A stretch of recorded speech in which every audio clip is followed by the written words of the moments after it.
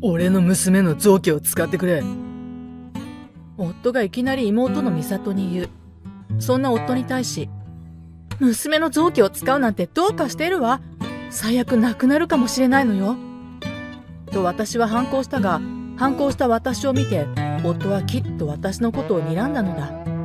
私たち夫婦はどこで道を間違えてしまったのだろう。考えたが答えは見つからなかった。私の名前は美穂。都内で暮らしている専業主婦だ。夫の義和と娘の由衣の3人暮らしをしている。夫の義和は中小企業に勤めており、収入は少ないが、私の父が柔道の元世界チャンピオンで、今は道場の経営をしており、道場が繁栄していてお金があった。そのため父からお金を借りて生活をしているのだ。父は見た目は体格が大きくて怖いが、性格はすごく優しかった。しかし曲がったことが嫌いで、私が小さい時嘘をついたらものすごく怒られたものだ。父が怒るととてつもなく怖いのだ。しかし私はそんな父が大好きだった。大好きな父に頼ってしまうのは申し訳ないが、父のおかげで生活が安定しており感謝している。ゆい、起きて。パパもう準備できてるよ。娘のゆいは小学4年生で元気よく育ってくれたのだが、朝起きるのが苦手なことだけが困っていた。もう起きないと学校遅刻しちゃうよ。私がいつも起こすと、あとちょっとだけと娘は言うのだ。娘の小学校と夫の会社が近いため、途中まで夫と娘で一緒に行っているのだが、娘が起きなければ夫は遅刻してしまう。あなたごめんなさい。ゆいがまだ全然起きなくて。私が夫にそう言うと夫は、もう先行くからな。と怒りながら出て行ってしまった。その後私はゆいを起こし、一人だと危ないので小学校まで車で送っていき、それから家の家事をするのだ。私たちの家庭は少し夫が家族に冷たいところがあるが、それ以外は平凡などこにでもいる家族だ。そんな生活が続いたある日、妹の美里が夫と息子のレイトを連れて遊びに来ることになった。レイトはゆいと同じ時期に生まれ、小学4年生だ。残念ながら少し住んでいるところが離れているため、小学校は違うのだが、よく私の家に遊びに来る。レイトが遊びに来るのは嬉しくていいのだが、一点だけ嫌なことがある。それは妹の美里だ。美里はすごく容姿が優れていて、誰が見ても可愛いと思う姿だった。しかしそのことを自分で分かっていて、私といつも比較して優越感に浸っているのだ。妹はパッと見甘えん坊な感じに見えるが、実は私を見下している。そして私を足に使うのだ。この前は一緒にショッピングしようよと言ってきて、私の車を使って行こうとしたり、一緒に旅行しようと言われ、車で妹を迎えに行ったら、妹以外にも妹の友達もいて、旅行先まで妹と妹の友達を送り迎えしたこともある。そのため今日も足にされるのだろうと妹が来る日は思うのだ。しかしゆいとレイトが楽しく過ごせるのならいいだろうと私は思っていた。その日は美里家族に帰ってもらい、普通の生活を送っていたのだが、違和感は突然やってきたのだ。ある日、私と妹の美里が体調を崩した。美里の旦那さんは出張に行っており、誰も美里の看病をする人がいないため、美里は私の家に来たのだ。しかしその時私も体調を崩していて、看病できる人が誰もいなかった。誰も看病する人がいないよと私が言っても、まだ人がいるだけマシだからと言い、美里はずかずかと入り込んでしまったのだ。美里はレイとも一緒に連れてきていて、子供2人の世話を体調を崩しているのに私はできるだろうかと不安に思っていた。しかし夫が手伝ってくれたのだ。美里が体調が悪いと言っているのを見て、大丈夫ですかと声掛けをしてくれたり、美里のご飯やレイとのご飯まで作ってくれた。夫にとって美里とレイとは義理の家族なのに、心配してくれる夫には感謝しかなかった。夫が美里とレイとの世話をしてくれるため、私はいつも通り自分の家族分の家事をするだけだったので楽だった。しかし最初は感謝していたのだが、だんだん夫の美里とレイとに対する優しさに違和感を感じ始めたのだ。美里がお肉を食べたいと言ったら、すぐに買ってくるよ。と急いでスーパーへ行くし、レイトが、暑い。とダダをこねたら、アイス食べようか。と言ってアイスを買いに行く始末だ。私がいつもスーパーに行くとき、荷物が多いから一緒に来てほしいとお願いしたときは、全くついてきてくれないのに、それに夫はユイにアイスなど買ったことがないのだ。ミサトとレイトがお客様だからといって、あんなに私たちの協力をしない夫が、こんなにもミサトとレイトに尽くせるだろうか。そんな違和感を感じつつも生活をしていたら、なんとミサトは毎週のようにレイトを連れて私たちの家に来るようになったのだ。ユイが喜んでいるのでよしとしているが、毎週来られるのは正直言って迷惑だった。私たち家族だけでゆっくりする時間がないのだ。夫になんとなく、毎週妹が来るの迷惑に思っていない?と聞いた。すると夫は、全然迷惑じゃないよ。むしろ楽しいから、毎週楽しみ。と言ってきたのだ。ユイも夫も喜んでいるし、私だけ嫌というのは空気が読めないと思われるだろう。私はぐっと我慢をしていた。そして1週間後、次は美里は旦那さんも連れて家族ぐるみで家に遊びに来た。そしてみんなでバーベキューをやるという。別にバーベキューをやるのはいいのだが、食材を買うのは多分私のお金だろう。いつも美里が遊びに来るので、食費代など少しだけでも出してくれればいいのにと私は思っていた。しかし私はこの時、驚きの光景を目にするのであった。夫がレイトを肩車していたのだ。夫はユイのことを肩車したことなどない。あからさまにミサトとレイトだけ甘やかしているのだ。ユイはレイトのことを羨ましそうに見ている。私は夫に、レイト君もいいけどユイのことも肩車してあげてと笑いながら言った。ユイはそれを聞いて、私も肩車してもらえると思い、顔がパッと明るくなった。しかし夫から返ってきた言葉は驚きのものだった。夫は、は？なんでユイなんかを肩車しなきゃならないんだよ。と嫌そうな顔をしながら言ったのだ。私は一瞬思考が停止してしまった。どうして妹の子供のレイトは肩車してもらえるのに、どうして自分の子供はできないのだろうと。娘は夫の言葉を聞き、寂しそうな顔をした。そして今にも泣いてしまいそうだ。娘には、お母さんが遊んであげるからね、と言い聞かせた。娘はうつむきながら、と言ってくれた。それから時間は経ち、美里たち家族は帰っていった。そして私はユイを寝かしつけ、夫に今日のことを問い詰めた。ねえ、なんでユイにはあんなに冷たいの？すると夫はめんどくさそうに私の質問を無視する。あからさまに美里がいると機嫌がいいが、帰ると態度が冷たくなるのだ。もう夫婦生活は冷め切ってしまっているのだろうか。夫にとって私とユイには愛情はないのだろうか。そう考えていたら、私はいつの間にかリビングで寝てしまった。しかし携帯の着信音が鳴り起きたのだ。私の携帯かと思い急いで確認したが、私の携帯ではない。なんと着信音が鳴っていたのは夫の携帯だったのだ。夫は携帯をリビングに置いたまま寝室へ行ってしまったのだろう。急いで持っていこうと思い夫のところへ行こうとしたが、私は着信画面を見て固まってしまった。なんと着信画面にはレイトと表示されていたのだ。どうしてレイトから夫に電話がかかってくるのか意味がわからないし、まずレイトが携帯電話を持っていることも初めて知った。私が困惑している間に携帯は鳴りやみ、一件のメッセージが入った。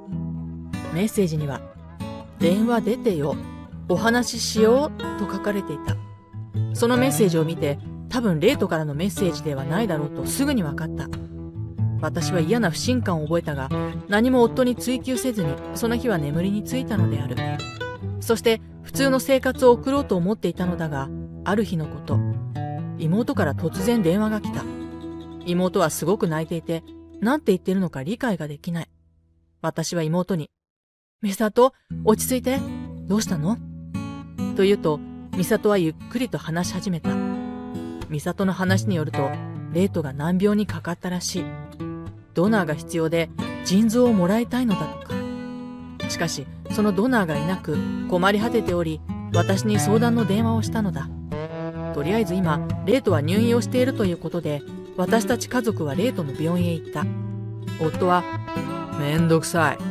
と言って、行かなそうだと思っていたのだが、私がレイトの話をすると顔を真っ青にして、すぐに行こう。と言ってきたのだ。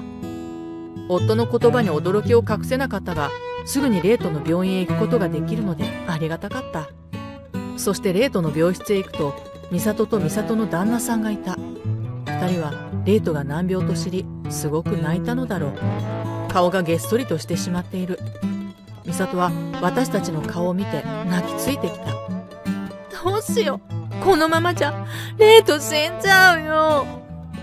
なんとかしてあげたいけど、どうすることもできなくて私は困ってしまった。すると夫が驚きの一言を発したのだ。俺の娘の臓器を使ってくれ。私はその言葉を聞き、頭が真っ白になった。それとは反対に、美里と美里の旦那さんは、その言葉を聞き、パッと顔が明るくなったのだ。本当にいいんですか？ゆいちゃんの腎臓をもらうってことは、ゆいちゃんも手術が成功しなかった場合、命の危機にさらされるんですよ。美里の旦那さんの言葉を聞いて、私はそれはそうだと思った。しかし夫は、それでも、レイト君が生きられる希望が出てくるなら、と言ってきたのだ。私は夫が何を考えているのか全く理解ができなかった。自分の娘が亡くなる可能性だってあるのに、私は夫に対し、何バカなこと言ってるの？ゆいが死んじゃうかもしれないんだよ。と言った。すると夫は、お前は大事な甥っ子がこのまま死んでもいいっていうのか？と言い返してきたのだ。しかし、私は全然意味がわからなかった。どうしてうちの大切な娘の臓器なの？私がボソッと言うと、夫は深いため息をついた。美里には申し訳ない気持ちだが、不満がいっぱいだった。その日は空気が悪くなり、私たち家族は帰ることになった。それから夫は家に帰ると、私のことを無視するようになったのだ。ゆいの臓器移植を拒否したのが気に入らなかったのだろう。その日から家の空気は最悪だった。夫は私とゆいには冷たいし、私が話しかけてもずっと無視してくるのだ。そんな日々が続いていたある日、私がスーパーの買い物から帰ると、ゆいが泣きながら私の元へやってきた。私がゆいに、どうしたの？と聞くと、ゆいは、パパがと言い、夫の方を指さしていた。夫の方を見ると、夫はドナー提供同意書を持っている。ゆいは、パパがあれに名前をかけて怒鳴ってくる。と言ってきた。ゆいの話によると、夫はゆいに、これに名前を変えたら一緒に遊んであげるよ。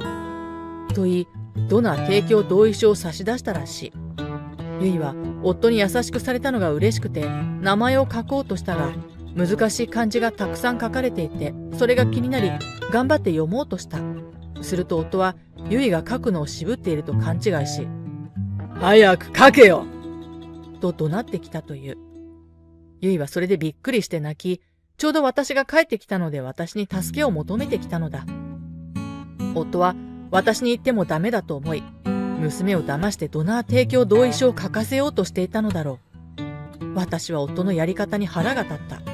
また、実の娘ではなく、甥っ子を優先する夫に驚愕したのだ。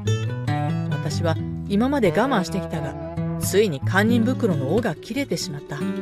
そして美里に連絡をし、今からレイト君の病室に行きますので、来てください。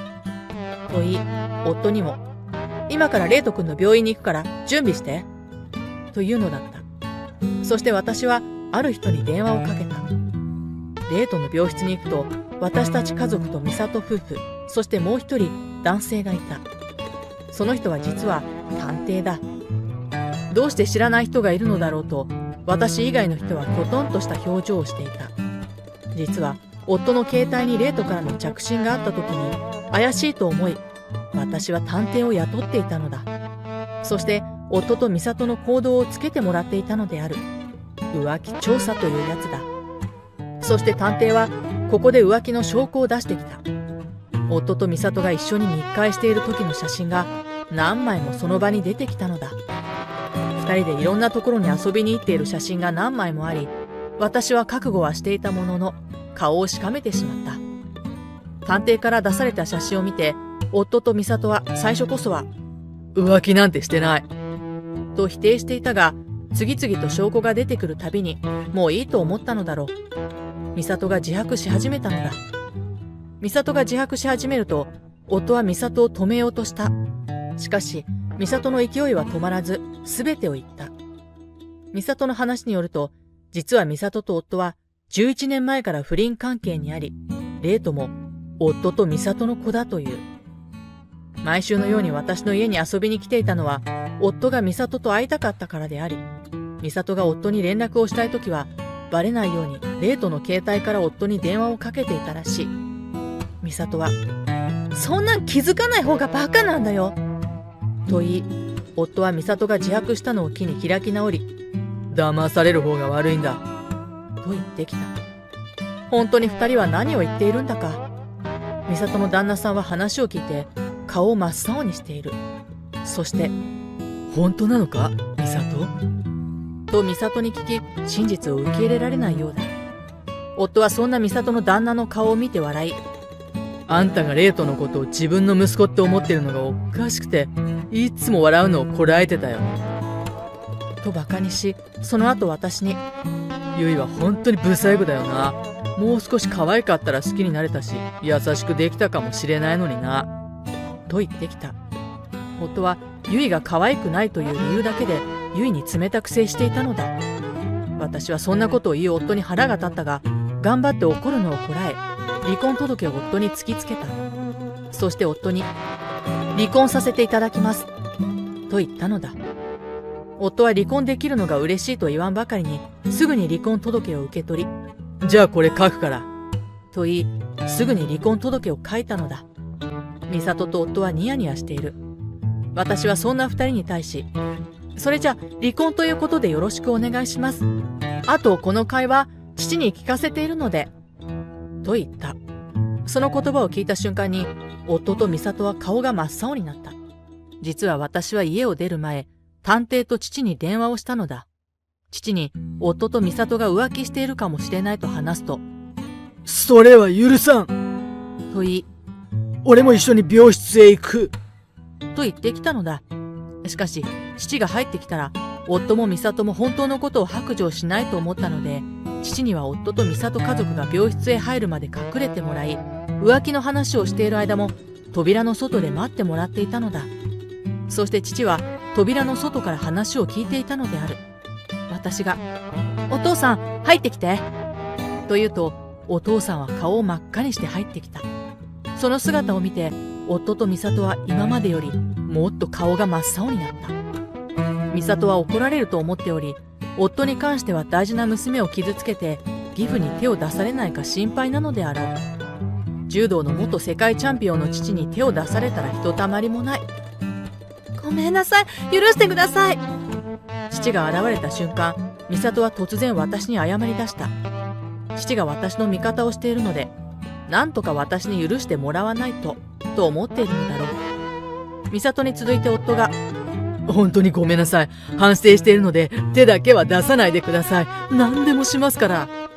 と涙を流しながら言ってきた。夫の何でもしますからという言葉を聞き、父は、今後一切娘に近づかないこと、慰謝料をきちんと払うこと、ゆいの親権は娘が持つこと、と言った。そして美里には、お前のような卑劣な奴は娘とは思えん。感動だ。と言った。そして父は私とゆいを連れて病室を出たのだ。その後どうなったかというと、私と夫は離婚。夫と美里に慰謝料を請求することができた。夫と離婚できたし、慰謝料もゆいの親権ももらうことができたので、これで十分だと思っていたのだが、父があることをしてしまったのだ。あの出来事から数日後、父は雑誌のインタビューを受けていた。しかしその時に、美里と夫が不倫をしていたのを面白おかしく言ってしまったのだ。そのことは雑誌に大きく掲載されてしまい、それを見た読者が美里と夫のことを、最低、お姉ちゃんの夫と不倫するとかありえない、と言い、噂はどんどん広まり、美里と夫の顔までバレてしまったのだ。そのことで、夫の会社には毎日、読者から迷惑電話がかかってきて、夫はクビに。美里も夫も慰謝料を払うためにどこかへ就職しなければならないのだが、どこの会社も悪い噂が立っている美里と夫のことを雇ってくれなかった。唯一雇ってくれたのは顔を表に出さない工場勤務だけだったという。しかし工場勤務はとても重労働で、いくら寝ても疲れが取れないんだとか。知人からの話を聞いたところ、久しぶりに美里と夫を見たらひどくやつれていたらしい。二人は一緒に住んでいるそうだが、喧嘩ばかりしていたという。一方レイトはというと、無事ドナーが見つかり手術することができた。手術費は美里の元旦那さんが、血は繋がっていなくても大切な息子だから。と言い払った。レイトはその後元気になり、美里の元旦那さんと一緒に暮らしているという。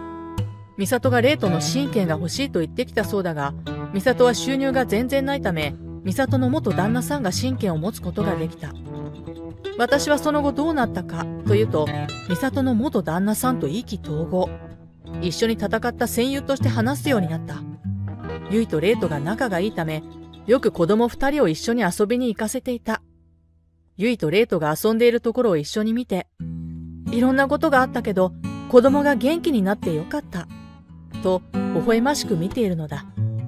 これからは、私はユイを必死に守り、美里の元旦那はレイトを絶対に守ると決め、これから一生懸命生きると決めたのだった。